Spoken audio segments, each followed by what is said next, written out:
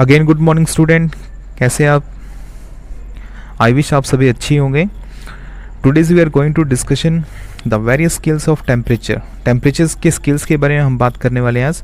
In previous video हमने जो topic जो क्लियर किया था लेटेंट हीट, ठीक है। तो लेटेंट हीट के अंदर मैंने एक जो आपको टॉपिक जो करवाया था उस टॉपिक के अंदर मैंने आपको एक क्वेश्चन दिया था। काफ़ी बच्चों के क्वेश्चंस के आंसर भी आए हैं, बट एज एक्सपेक्टेड आंसर बच्चों ने नहीं दिए हैं। तो स्टूडेंट आप जब आप वीडियो देखें तो आप आंसर ज़रूर दिया कीजिए, ताकि आपको भी कॉन्फिडेंट हो कि आपने जो आंसर दिया है कि क्या वो सही है या नहीं है। मैं उस क्वेश्चन के ऊपर थोड़ा डिस्कशन कर लेता हूँ, साथ में उसका भी आंसर भी बताता हूँ मैं। ये जो प्रीवियस वीडियो के अंदर हमने जो लेटेंट हीट के बारे में बात की थी, इसका हल्का सा मैं आपको रिवीजन भी दे देता हूँ मैं। Okay, latent heat, what is the meaning of latent heat? Hidden heat. Okay, hidden मैंने छुपी हुई energy. And we classify into two parts of latent heat of fusion and latent heat of vaporization. Okay, तो latent heat का मतलब क्या होता है? It is the amount of energy required to change 1 kg of solid into liquid, यानी कि 1 kg substance को 1 kg solid को लिक्विड में कन्वर्ट करने के लिए जो एनर्जी रिक्वायर्ड होती है that is known as latent heat of fusion. अगर इन केस ऑफ अगर अपने लिक्विड की बात करें तो 1 kg लिक्विड को गैस में कन्वर्ट करने के लिए जो एनर्जी रिक्वायर्ड होती है that is known as latent heat of vaporisation. Okay, तो ये हमने डिस्कशन किया था, और ये मैंने आपको जो टॉपिक है एक ग्राफ की हेल्प से मैंने आपको एक्सप्लेन किया था। ये जो ग्राफ है जो प्रीवियस वीडियो के अंदर हमने इसको क्लियर किया था, तो इस ग्राफ में हमने देखा था कि जब हम किसी मैटर को एनर्जी देते हैं तो उसकी जो एनर्जी होती है स्टार्टिंग के अंदर क्या होता है, एक लीनियर फॉर्म के अंदर क्या इंक्रीज़ होती है, एक लीनियर फॉर्म के अंदर इंक्रीज़ होगी। तब तक लीनियर फॉर्म में इंक्रीज़ होगी जब तक वो अपने मेल्टिंग पॉइंट तक ना पहुँचें।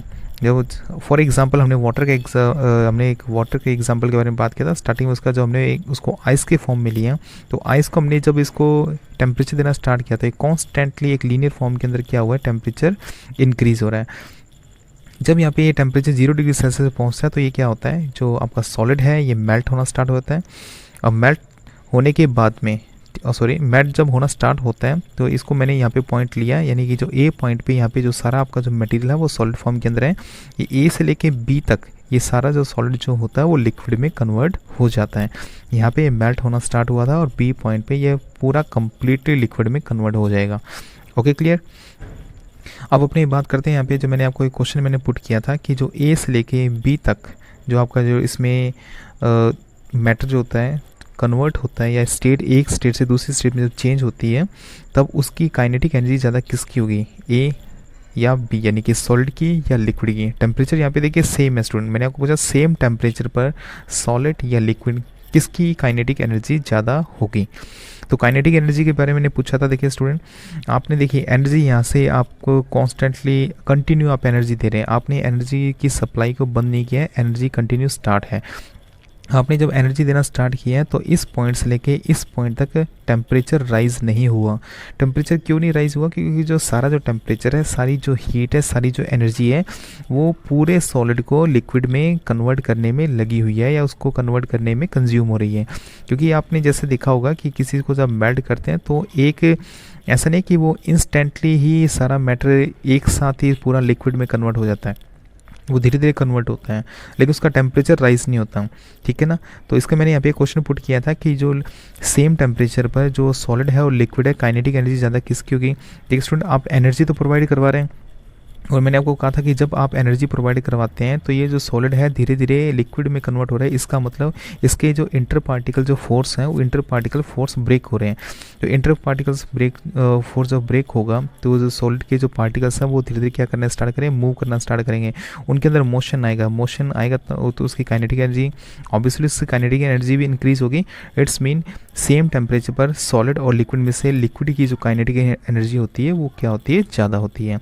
The kinetic energy of liquid is more than solid at same temperature. और ऐसा मैंने कहा था जब लिक्विड यहाँ पे पूरा ये सॉलिड पूरा लिक्विड में कन्वर्ट हो चुके हैं, टेम्परेचर स्टार्ट है, आप कांस्टेंट कंटिन्यू आप एनर्जी को प्रोवाइड करवा रहे हैं, अब क्या होगा, टेम्परेचर राइज होना स्टार्ट होगा, ठीक है ना। तो 0 डिग्री से टेम्परेचर से 1 degree 2 degree Celsius 3 degree Celsius यहाँ पे टेम्परेचर राइज होना स्टार्ट होगा, और 100 डिग्री सेल्सियस पे आके आपका जो लिक्विड जो होगा ये क्या होगा, वेपर्स में कन्वर्ट होना स्टार्ट होगा। Why? Because the 100 degree Celsius is the boiling point of water.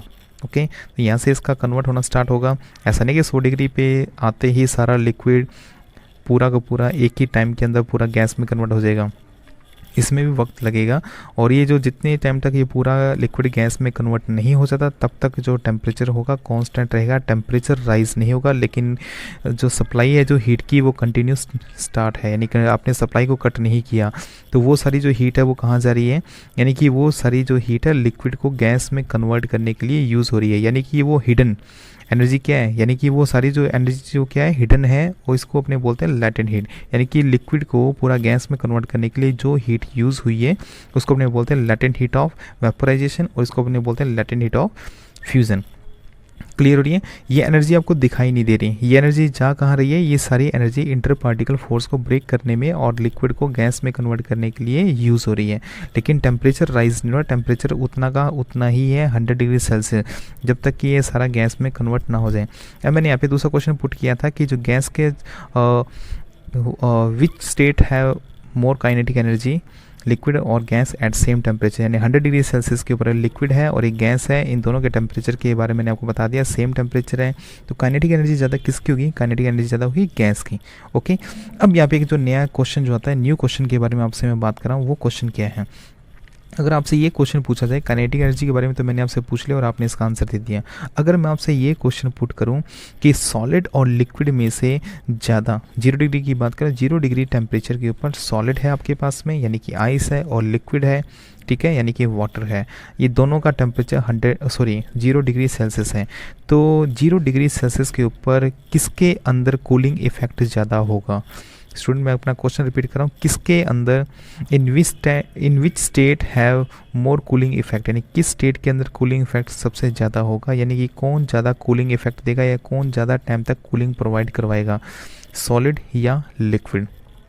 दूसरी बात करते हैं, लिक्विड और गैस दोनों का टेम्परेचर क्या है, 100 डिग्री सेल्सियस है, ठीक है। गैस यहाँ पे स्टीम के फॉर्म में है, लिक्विड यहाँ पे उबलता हुआ पानी है, दोनों का टेम्परेचर 100 डिग्री सेल्सियस है। अब अगर यहाँ पे क्वेश्चन पूछा जाए सेम ऐसा ही कि इन दोनों में से हीट का जो इफ़ेक्ट होगा वो किसका ज़्यादा होगा, या आप ये कह सकते हैं कि अगर मान लीजिए कि क्वेश्चन को मैं से एक प्रैक्टिकल आपको एक मैं क्वेश्चन अगर आपसे पूछूं, अगर 100 डिग्री सेल्सियस पे पानी है बॉयल उबलता हुआ और 100 डिग्री सेल्सियस पे स्टीम है, अगर इन दोनों से कोई जो पर्सन है अगर इनसे बर्निंग किसी की होती है, किसी के ऊपर अगर लिक्विड गिर जाए या किसी की बर्निंग इस स्टीम से हो, तो मुझे ये बताइए ज़्यादा बर्निंग इफेक्ट किसका होगा, लिक्विड का होगा 100 डिग्री सेल्सियस पे या गैस का होगा? ठीक है, तो आपने इसका आंसर मुझे बताना है कि किसका बर्निंग इफेक्ट इसमें ज़्यादा होगा, लिक्विड का या इस गैस का, टेम्परेचर सेम है। और इसकी बात अगर अपने करें तो कूलिंग इफेक्ट किसका ज़्यादा होगा, सॉलिड का या लिक्विड का? तो ये स्टूडेंट आपके लिए एक न्यू क्वेश्चन है, ठीक है। तो ये जो न्यू क्वेश्चन है आपके पास में इसका आंसर है, ठीक है। नेक्स्ट वीडियो में इसका मैं आपको आंसर बताऊँगा, ये आपने आंसर मुझे कॉमेंट बॉक्स में भेजना है, ओके। मैं कॉमेंट बॉक्स के अंदर आपको इसका मैं रिप्लाई करूँगा। क्वेश्चन तो क्लियर हो गया ना कि सेम 0 डिग्री सेल्सियस पे जो कूलिंग इफेक्ट ज़्यादा किसका होगा, सॉलिड का होगा या लिक्विड का होगा? और इसके ऊपर अपने बात करें जो 100 डिग्री सेल्सियस पे लिक्विड और गैस है, इसमें जो हीटिंग इफेक्ट है या जो बर्निंग इफेक्ट है वो ज़्यादा किसका होगा? और स्टूडेंट, ये थी हमारी प्रीवियस वीडियो की, मैंने आपको जो क्वेश्चन का जो आपसे पुट किया था उसका मैंने आपको आंसर बता दिया, और अब मैंने आपको बता दिया नेक्स्ट क्वेश्चन आपसे पूछा और इसका आपने मुझे कॉमेंट बॉक्स के अंदर इसका जवाब देना है, okay. Now we start today's topic, scale of temperature. देखिए हमने यहाँ पे जो लेटेंट हीट के बारे में बात किया था उसके अंदर हमने टेम्परेचर्स के बारे में अपनी बात की है। तो स्टूडेंट आपने प्रीवियस क्लास में आपने पढ़ा होगा कि कोई भी जो ऑब्जेक्ट है उन ऑब्जेक्ट्स के अंदर, अगर मैं सिर्फ मैटर की बात कर लेता हूँ, जो हमारे पास में जो मैटर है, ठीक है, जो हमारे पास में मैटर है, तो मैटर का आप जो टेम्परेचर क्या करते हैं, मेजरमेंट करते हैं। जैसे फॉर एग्जांपल फीवर होता है, तो फीवर जैसे अपने डॉक्टर के पास में जाते हैं तो वो टेम्परेचर हमारी बॉडी का क्या करता है, टेम्परेचर को चेक करके बताता है कि बॉडी हमें फीवर है या नहीं है।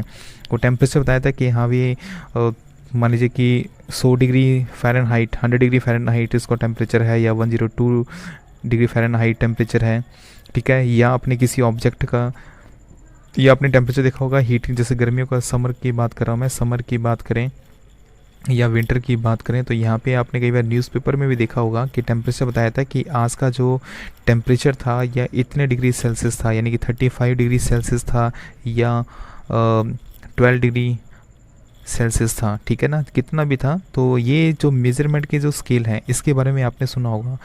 या तो डिग्री सेल्सियस के बारे में मैंने अभी आपको बताया, डॉक्टर के पास में जाते हैं तो वो आपको फ़ारेनहाइट में बताता है, ठीक है। और अगर अपने टेम्परेचर्स के बारे में अपने बात करें तो केल्विन जो एक स्केल होता है उसके बारे में हम बात करते हैं, ठीक है। ये कुछ स्केल्स हैं, तो मैं अब यहाँ पे स्केल्स के बारे में अपने बता रहा हूँ जो कॉमन यूज़ में होते हैं, उन स्केल्स की आज हम बात करने वाले हैं। ओके स्टूडेंट, तो यहाँ पे अपने जो स्केल्स के बारे में बात करें, वैसे तो स्केल्स इसके कई हैं, लेकिन हम जो ज़्यादा यूज़ हैं या जो कॉमन जो यूज़ किए जाते हैं उसके बारे में हम बात करने वाले हैं। There are 3 temperature scales in use in science, industry and everyday life. तो 3 स्केल्स के बारे में हम बात कर रहा हूँ। पहले यहाँ पे हम बात कर लेते हैं डिग्री सेल्सियस के बारे में। सेल्सियस टेम्परेचर आपने सुना होगा, काफ़ी आप इसके बारे में यूज़ हुई है इसके, आपने सुना होगा, न्यूज़पेपर में पढ़ा होगा, टीवी में सुना होगा कि आज का टेम्परेचर इतना है, आज का टेम्परेचर इतना है, या लोवेस्ट टेम्परेचर इतना है, या हाईएस्ट टेम्परेचर आज का इतना है। डिग्री सेल्सियस के बाद हम बात करते हैं केल्विन के बारे में। किसके बारे में? केल्विन के बारे में। और नेक्स्ट हम बात करते हैं इसमें फ़ारेनहाइट के बारे में।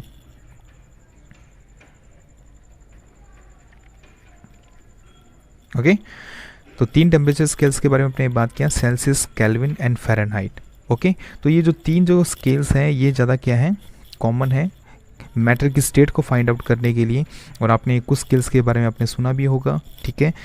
मैंने आपको डॉक्टर्स के बारे में बताया, डॉक्टर्स जो स्केल्स होते हैं वो फ़ारेनहाइट का यूज़ करते हैं, और साइंस के अंदर केल्विन का यूज़ ज़्यादा किया जाता है। और वैसे नॉर्मल जो डे टू डे जो लाइफ है या एवरीडे लाइफ के अंदर बात करें तो सेल्सियस का इस्तेमाल किया जाता है। सेल्सियस की बात करें तो उसको अपने दूसरे एक नाम से जानते हैं, इसको डिग्री सेंटीग्रेड के नाम से जानते हैं, ठीक है ना। इसको डिग्री सेंटीग्रेड के नाम से भी, सेंटीग्रेड के नाम से भी आपने सुना होगा, डिग्री सेंटीग्रेड। या तो इसको सेल्सियस बोल दीजिए या इसको क्या बोल दीजिए, सेल्सियस, ठीक है। स्पेलिंग थोड़ा सा इसमें ये एम नहीं एस है ये, ठीक है, सेल्सियस। या तो उसको सेंटीग्रेड कहिए, डिग्री सेंटीग्रेड, या इसको सेल्सियस। अब देखिए टेम्परेचर की स्केल्स के बारे में हम बात कर रहे हैं, मैं आपको फिर बता रहा हूँ जो 3 जो स्केल्स हैं ये ज़्यादा कॉमन है, सेल्सियस, केल्विन और फ़ारेनहाइट। और इनका डेली लाइफ के अंदर हम कहाँ इस्तेमाल करते हैं, फ़ारेनहाइट का आपको बताया मैंने, जैसे डॉक्टर्स वगैरह जो यूज़ करते हैं फ़ारेनहाइट का। केल्विन का इस्तेमाल साइंस के अंदर किया जाता है, ठीक है। ये साइंस के अंदर आप जब भी आप पढ़ेंगे तो ज़्यादातर आप केल्विन का, डिग्री सेल्सियस का भी होता है, लेकिन ज़्यादातर जो मेन जो यूज़ किया जाता है वो केल्विन का यूज़ किया जाता है। क्यों किया जाता है उसका भी मैं आपको आंसर दूंगा। और एक है सेल्सियस, सेल्सियस का इस्तेमाल भी काफ़ी होता है, ठीक है ना, काफ़ी कॉमन है ये भी स्केल। और अब इन तीनों स्केल्स के बारे में बात कर लेते हैं। तीनों स्केल्स की अगर रेंज के बारे में अपने बात करें तो जो सेल्सियस की जो रेंज है वो अपने जो तीनों की जो रेंज है वो किसके ऊपर डिपेंड करती है, ये आपको बताया था, ये फ्रीजिंग पॉइंट के ऊपर, ठीक है ना। Freezing point of water, freezing point of water, ठीक है। एक तो फ्रीजिंग पॉइंट ऑफ वाटर, और दूसरी बात अगर अपने यहाँ पे कहते हैं बॉइलिंग पॉइंट ऑफ वाटर, ठीक है। इन दो बातों के ऊपर ये क्या करता है, ये जो स्केल्स होते हैं ये इनकी जो रेंज डिपेंड करती है। अगर मैं डिग्री सेल्सियस की बात करूं तो डिग्री सेल्सियस और केल्विन और जो फ़ारेनहाइट, इन तीनों के बारे में अगर अपने बात करें तो मैं आपको एक डायग्राम से आपको मैं इसको मैं आपको समझाता हूं। ये डायग्राम देखिए आप, ठीक स्टूडेंट। अब ये डायग्राम देखिए, इस डायग्राम के थ्रू आपको मैं ये एक्सप्लेन करता हूँ। पहले आपको मैं बताता हूँ जो डिग्री सेल्सियस है इसकी स्टार्टिंग होती है 0 डिग्री सेल्सियस से 100 डिग्री सेल्सियस तक, क्योंकि मैंने अभी आपको क्या बताया कि ये वाटर के फ्रीजिंग पॉइंट और वाटर के बॉइलिंग पॉइंट के ऊपर ये डिपेंडेड है इसकी रेंज। अब आपको ये पता है कि what is the freezing point of water, 0 degree Celsius. पानी जो होता है 0 डिग्री सेल्सियस पे क्या होता है, फ्रीज होना स्टार्ट होता है, यानी सॉलिड फॉर्म में कन्वर्ट होना स्टार्ट हो जाता है। एंड 100 डिग्री सेल्सियस के बारे में अपनी बात करें तो it is the boiling point of water. ये वाटर का बॉइलिंग पॉइंट है, यहाँ पे इस टेम्परेचर पर पानी बॉईल होना स्टार्ट हो जाता है। तो इस सेल्सियस की रेंज के बारे में अपनी बात करें तो 0 डिग्री सेल्सियस से ये क्या है, 100 डिग्री सेल्सियस तक है। केल्विन के बारे में अपने बात करें तो केल्विन का अगर अपने रेंज देखें तो केल्विन की रेंज यहाँ पे 0 से लेके 373 केल्विन, ठीक है। अगर पानी के सेंस में अगर अपने बात करें तो मैं इसको वाटर से ही रिलेट करूं तो ये 0 डिग्री से लेकर तो कितना है 373 केल्विन। ओके, बात समझ में आ रही है आपको। चलो पहले इसको अपने पानी से रिलेट कर लेते हैं सभी जो स्केल्स हैं। तो आप इसको अगर इसी 0 डिग्री से अगर करें तो इसको यहाँ पे 273 ले लीजिए, 273 केल्विन से 373 केल्विन। और इसकी रेंज के बारे में अपने बात करें तो ये आपका 32 से लेके 212 फ़ारेनहाइट, ओके, डिग्री फ़ारेनहाइट। अब देखिए इसकी जो रेंज मैंने आपको स्टार्ट बताई है, इसकी रेंज जो है वो 0 डिग्री सेल्सियस से लेके 100 डिग्री सेल्सियस तक।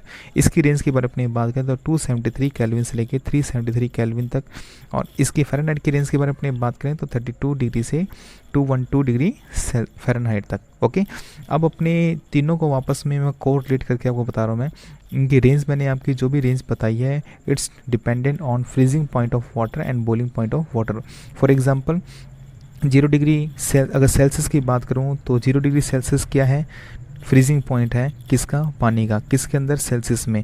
और अगर इस 0 डिग्री सेल्सियस को अगर मैं केल्विन में देखूं तो वो 0 डिग्री सेल्सियस इक्वल क्या होगा, 273 सेल्सियस में। तो पानी जो फ्रीज होगा 0 डिग्री सेल्सियस पे होगा, केल्विन के अंदर पानी फ्रीज होगा 273 केल्विन पे होगा, फ़ारेनहाइट के अंदर पानी जो फ्रीज होगा 32 फ़ारेनहाइट पे होगा, ठीक है। और सेल्सियस में पानी जो बॉईल होगा 100 डिग्री सेल्सियस पे, केल्विन में जो बॉईल होगा 373 केल्विन पे, और फ़ारेनहाइट में जो होगा सॉरी 212 डिग्री फ़ारेनहाइट पे, ठीक है। बात सुन मेरी स्टूडेंट। तो ये आपको मैंने बताया कि तीनों के अंदर मैंने आपको रिलेशन बता दिए। अब मैं तीनों को आपस में क्या करता हूँ, कोरिलेट करता हूँ मैं, ओके। अब सबसे पहले मैं बात करता हूँ केल्विन की। केल्विन की बात क्यों कर रहा हूँ, क्योंकि साइंस के अंदर सबसे ज़्यादा इस्तेमाल केल्विन का किया जाता है। क्यों किया जाता है, अब इसका आपको मैं रीज़न बताता हूँ मैं। तो इसको केल्विन को मैं स्टार्ट करता हूँ 0 से। कहाँ से स्टार्ट करते हैं इसको, अपने में इसको मैं 0 केल्विन से ले रहा हूँ मैं, ठीक है ना।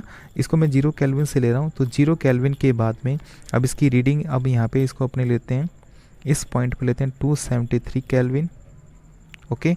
और इस पॉइंट पर अपने इसको लेते हैं 373 केल्विन, ओके स्टूडेंट, क्लियर हो रही है बात ये। अब देखिए, अब मैं आपस में इनको क्या करूँगा, कोरिलेट करूँगा मैं। अब इसका जो 0 डिग्री केल्विन जो है इस डिग्री सेल्सियस के, ये जो देखिए इसके नीचे जो लिखा हुआ है ये किसका है, ये डिग्री सेल्सियस का है, और ये हमारा केल्विन है, और ये क्या है, फ़ारेनहाइट है, क्योंकि उनके नीचे मैंने इसको लिखा हुआ है फ़ारेनहाइट, ओके, क्लियर हो रही बात है। अब इसका जो 0 डिग्री केल्विन है और 273 केल्विन है, अब इनको मैं डिग्री सेल्सियस से और फ़ारेनहाइट से मैं कोरिलेट करूँगा। अब इसको चीज़ ध्यान से देखिएगा। अब देखिए 273 केल्विन मैंने किसके इक्वल बताया, 0 डिग्री सेल्सियस के इक्वल, ठीक है ना। तो इसके सामने ये जो पॉइंट है, इस पॉइंट को मैं ले लेता हूँ यहाँ पे 0 डिग्री सेल्सियस, क्लियर हो रही बात ही।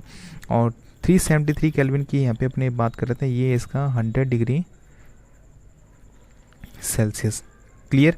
और इसके 0 डिग्री केल्विन के इक्वल इसका कितना आ जाएगा, -273 केल्विन, सॉरी सेल्सियस, ये डिग्री सेल्सियस है स्टूडेंट, ठीक है, ध्यान से रखिएगा, 273 डिग्री सेल्सियस। लेकिन ये किसके अंदर है, ये माइनस के अंदर, ये चीज़ ध्यान रखना, ये वैल्यू है माइनस के अंदर। ये सारी वैल्यू मैं कैसे पुट कर रहा हूँ, एक एक चीज़ आपको मैं अच्छी तरह से क्लियर करूँगा। अब देखिए, अब यहाँ पे इसके सामने देखें 270, अब ये चीज़ आपको क्लियर होगी ना। 0 डिग्री सेल्सियस इक्वल कितना है, 273। देखिए 0 डिग्री के सेल्सियस के सामने क्या है, 273 केल्विन है। और फ़ारेनहाइट में देखिए, फ़ारेनहाइट में इसके बिल्कुल सामने यहाँ पे क्या आएगा, इसके सामने आएगा यहाँ पे 32, कितना आएगा 32, और यहाँ पे कितना आएगा, और यहाँ कितना आएगा 459, बट ये वैल्यू किस में होगी, माइनस के अंदर, किस में होगी, माइनस के अंदर। मैं आपको सारा ये आपस में जिसका जो मैंने इंटर कन्वर्ट किया है, इसका जो कन्वर्जन आपको मैं बताऊंगा इसको कैसे कन्वर्ट किया जाता है। तो पहले तो आप इसकी वैल्यू देख लीजिए। वाटर जो होता है डिग्री सेल्सियस में कितने पे फ्रीज होता है, ये इसका फ्रीजिंग पॉइंट है, यहाँ आप इसमें लिख लीजिए। इसमें यहाँ पे इसको मैं लिख देता हूँ मैं, ये जो इसकी जो रीडिंग है यहाँ पे इसको लिखते हैं फ्रीजिंग पॉइंट ऑफ वाटर, ठीक है, ये सेम ही चीज़ है, ये फ्रीजिंग पॉइंट ही है। चाहिए आप इसको यहाँ से इस स्केल पे देखें तो 0 डिग्री सेल्सियस पे फ्रीज़ हो रहा है, और इस स्केल पे अगर देखें तो 273 केल्विन पे इसको फ्रीज़ हो रहा है, और फ़ारेनहाइट में देखें तो 32 डिग्री फ़ारेनहाइट पे ये फ्रीज़ हो रहा है। और अगर 100 डिग्री सेल्सियस के बाद में यहाँ पे करें तो ये इसका क्या है, बॉइलिंग पॉइंट, ये इसका क्या है, बॉइलिंग पॉइंट ऑफ वाटर, ठीक है।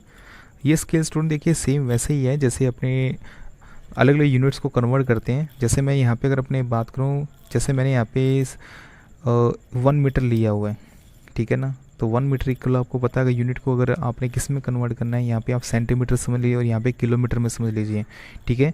तो लेंथ है, लेंथ की आपकी अलग अलग इसमें रीडिंग है, एक को आप सेंटीमीटर में ले रहे हैं, एक को आप मीटर में ले रहे हैं और एक को आप किलोमीटर में ले रहे हैं, तो उसकी अलग अलग रीडिंग तो आएगी। लेकिन उसमें अगर अपने बात करें, अगर मैं 100 डिग्री 100 सेंटीमीटर को अगर मैंने किलोमीटर में कन्वर्ट किया है या उसको मीटर में कन्वर्ट किया है, तो यूनिट तो मैंने अलग अलग कर दी, लेकिन वैल्यू तो सेम ही रहेगी, वैल्यू क्या रहेगी, सेम रहेगी। वैसे सेम मैंने यहाँ पे क्या किया, टेम्परेचर के मैंने स्केल अलग अलग यूज़ किए हैं, तो उस टेम्परेचर के स्केल के अंदर आपको फिगर तो अलग अलग दिखाई दे रहा है, फिगर आपको अलग अलग स्केल में अलग अलग दिखाई दे रहा है, लेकिन टेम्परेचर तो वही होगा, ठीक है। बोलने में आपका ये आ जाएगा कि वाटर जो होता है बॉईल किस पे करता है, 100 डिग्री सेल्सियस पे, ठीक है ना, सेल्सियस के अंदर। अगर केल्विन की बात करूँ तो आपको 373 केल्विन पे बॉईल करता है। अगर मैं फ़ारेनहाइट की बात करूँ तो आपको 212 डिग्री फ़ारेनहाइट पे बॉईल करता है। फ्रीज़ के बारे में अपनी बात करूँ तो ये करता है जी 0 डिग्री सेल्सियस पे, और ये करता है 273 केल्विन पे, और ये करता है 32 डिग्री फ़ारेनहाइट पे। ओके, अब ये बात समझ में आ चुकी है। तो यहाँ तक तो ये हो गया वाटर के बारे में। अब यहाँ पे अपने बात करें केल्विन के बारे में। साइंस के अंदर केल्विन का इस्तेमाल ज़्यादा क्यों किया जाता है, वो इसलिए किया जाता है कि जो केल्विन की जो शुरुआत जो होती है वो यहाँ से जो इनिशियल इसका जो पॉइंट है, ये इसका जो पॉइंट देखें ध्यान से, ये जो इसका जो पॉइंट होता है वो 0 से स्टार्ट होता है। किससे स्टार्ट होता है, 0 से। और आप इसके 0 के इक्वल अगर आप इसको रिलेट करो तो इसका 0 इक्वल कितना होगा, सॉरी लाइन थोड़ी टेढ़ी होगी, इसके यहाँ पे बात कर रहा हूँ मैं, इसका 273 ये है माइनस का फिगर है, क्योंकि 0 के बाद में जब रीडिंग नीचे आएगी तो वो किस में कन्वर्ट हो जाएगी, माइनस के अंदर, और 0 से ऊपर जाएगी तो प्लस के अंदर। लेकिन इसकी शुरुआत कहाँ से होती है, केल्विन की शुरुआत ही कहाँ से होती है, 0 से। कहाँ स्टार्ट होती है, 0 से। इसके अंदर माइनस वाली कोई वैल्यू नहीं है। माइनस की वैल्यू नहीं होने के कारण इस जो स्केल है या इस केल्विन के स्केल के बारे में अपनी बात करूँ, यहाँ पे कैलकुलेशंस काफ़ी इजी हो जाती है। कैलकुलेशन क्या होती है, काफ़ी इजी हो जाती है। और यहाँ पे माइनस की वैल्यू देखिए स्टूडेंट, आपको सबको पता है कि एक माइनस की वैल्यू को कैलकुलेशन करना और एक प्लस की वैल्यू को कैलकुलेशन करना किस में ज़्यादा ईजी होता है, ठीक है। एक तो बात होगी नंबर 1 ये। दूसरी बात यहाँ पे करें तो ये स्केल को जब मैं 0 केल्विन पर लेके आया, 0 केल्विन का मतलब क्या होता है, 0 डिग्री केल्विन का मतलब क्या होता है, इसका मतलब ये है कि इस पॉइंट के ऊपर जो काइनेटिक एनर्जी जो होती है,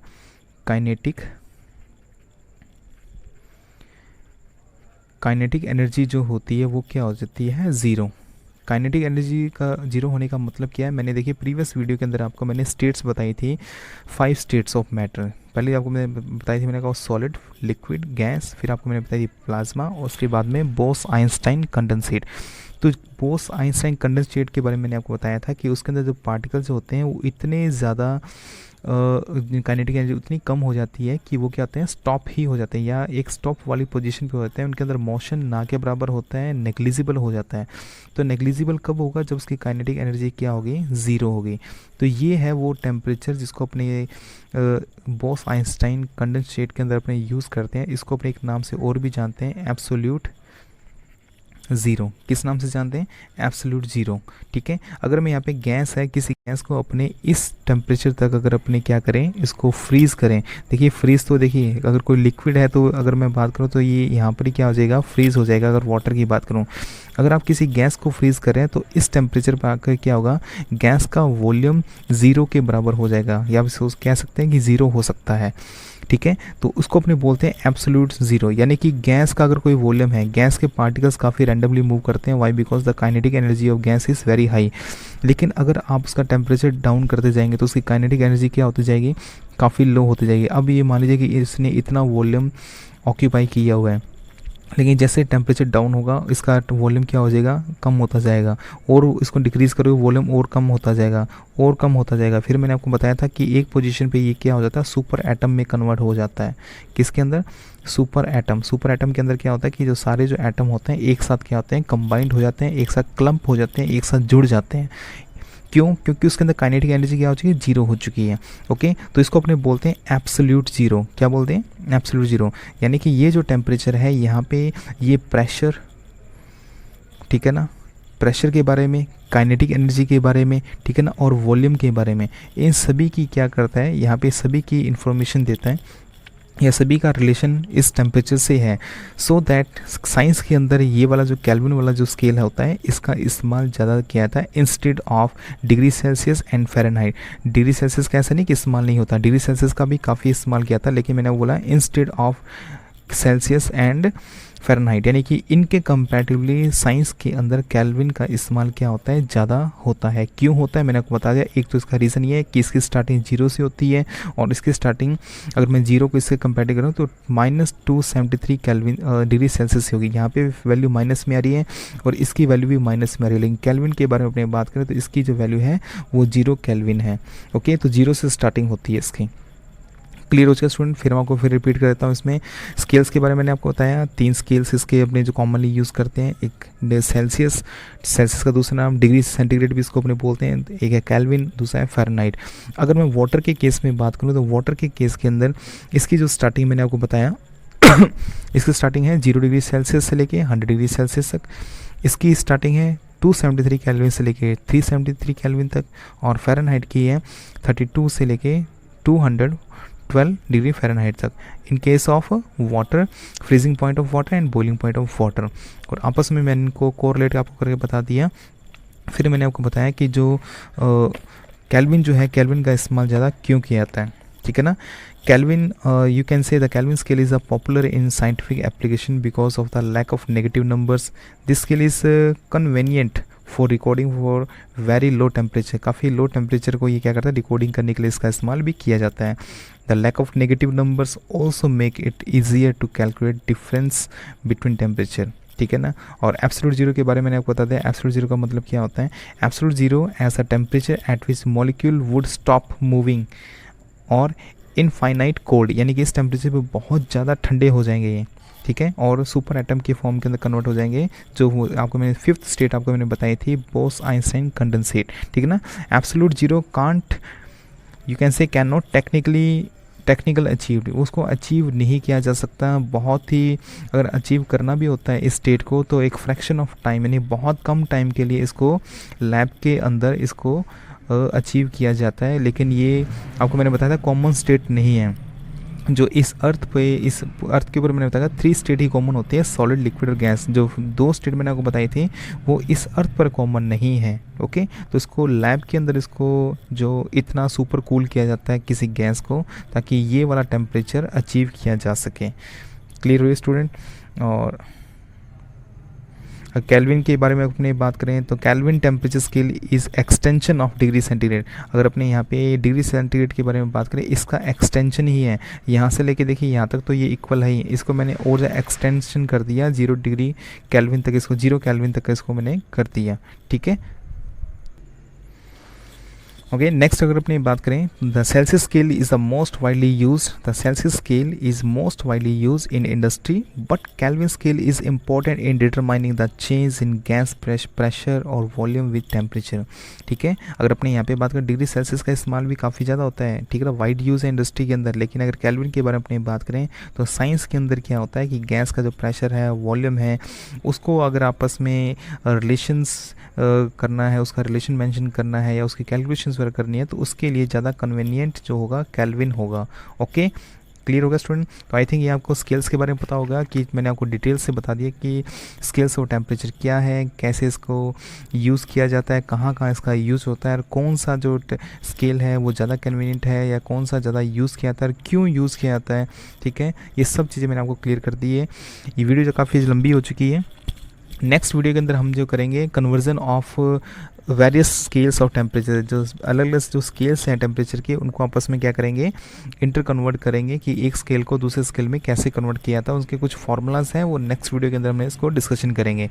ओके स्टूडेंट, वीडियो अगर आपको अच्छी लगी हो तो वीडियो को लाइक करें, सब्सक्राइब करें और बेल आइकन को दबाना ना भूलें, ठीक है। आज जो मैंने आपसे क्वेश्चन पुट किया उस क्वेश्चन का आप जरूर जवाब दीजिएगा, ठीक है। क्वेश्चन आपको मैं फिर रिपीट करता हूँ। मैंने आपसे क्वेश्चन ये पूछे कि सेम टेम्परेचर 0 डिग्री सेल्सियस के ऊपर जो ज़्यादा कूलिंग इफेक्ट किसका होगा, सॉलिड का होगा या लिक्विड का होगा, और 100 डिग्री सेल्सियस पे ज़्यादा हीटिंग इफेक्ट किसका होगा, लिक्विड का होगा या गैस का होगा। आप अपने आंसर के साथ में उसका रीज़न ज़रूर बताया कीजिए, क्योंकि आंसर तो एक तुक्का भी हो सकता है कि आप गैस करके बता दें कि हाँ इसमें ये आंसर होगा या ये होगा।